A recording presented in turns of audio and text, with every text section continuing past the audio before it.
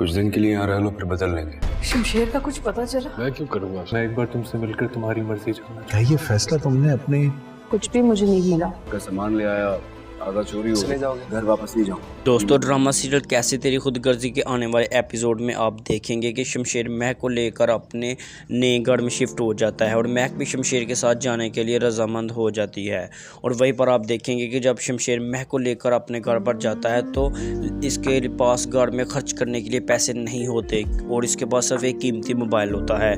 तो शमशेर एक mobile shop पर जाकर अपने मोबाइल को सेल कर देता है और इसको जो पैसे मिलते हैं वो इन पैसों से घर के लिए कुछ राशन और ज़रूरत की कुछ चीज़ें ले लेता है। लेकिन दोस्तों, जैसे ही वो घर के लिए निकलता है तो रास्ते में इसको डाकू लूट लेते हैं और इसे सारे पैसे छीन लेते हैं।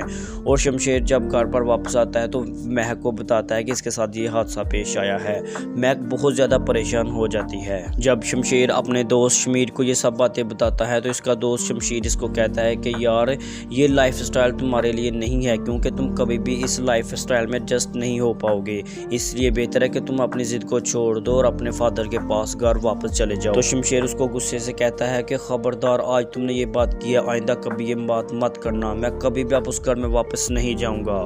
वही दूसरी तरफ आप देखेंगे कि शमशेर की माँ बहुत ज़्यादा परेशान होती है और वो बाबा साईं से कहती है कि आप जानते हैं कि हमारा बेटा किस कदर ज़िद्दी है और इस मामले में आप भी तो गलती पर है, इसलिए बेहतर है कि आप उससे माफ़ी मांग लें, क्योंकि मैं उसके बगैर नहीं रह सकता और मुझे नहीं पता कि मेरा बेटा इस टाइम किस हाल में होगा। तो बाबा साईं कहते हैं कि मैं ऐसा हरगिज़ नहीं करूँगा। मैं कभी भी ऐसी औलाद को अपने घर पर नहीं लेके आऊँगा जिसको अपने ख़ानदान और अपने माँ बाप की इज्जत का ख्याल नहीं होगा। वहीं पर व्यूवर्स आप देखेंगे कि निदा के पास आसन जाता है और आसन निदा से पूछता है कि क्या तुम इस शादी के लिए रजामंद हो। लेकिन निदा कहती है कि लाजमी तो नहीं है कि जिस बात से इनकार ना किया जाए उसमें आप हाँ ही समझे।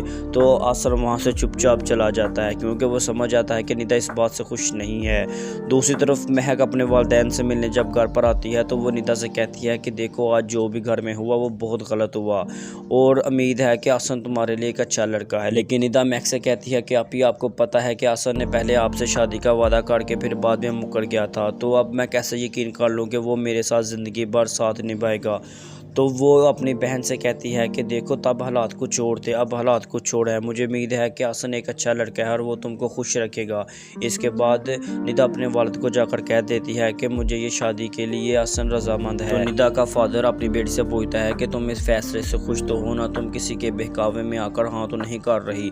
तो निदा अपने बाबा से कहती है कि आज तक मुझे मेरी खुशी से क्या मिला है जो अब मैं ये सोच रही हूँ। और दोस्तों, आने वाले एपिसोड में आप देखेंगे कि निदा का फादर अपनी बेटी का रिश्ता आसन से काट देता है और इसके बाद जब महक को पता चलता है कि इसके साथ ये सब कुछ इसके बाबा साईं ने करवाया है तो वो कहती है कि हम FIR करवाने पुलिस स्टेशन में जाएंगे। लेकिन जब वो वहाँ पर जाते हैं तो वो सब दिलावर उसके फादर के वफादार होते हैं और वो इनको जलील कर बाहर निकाल देते हैं।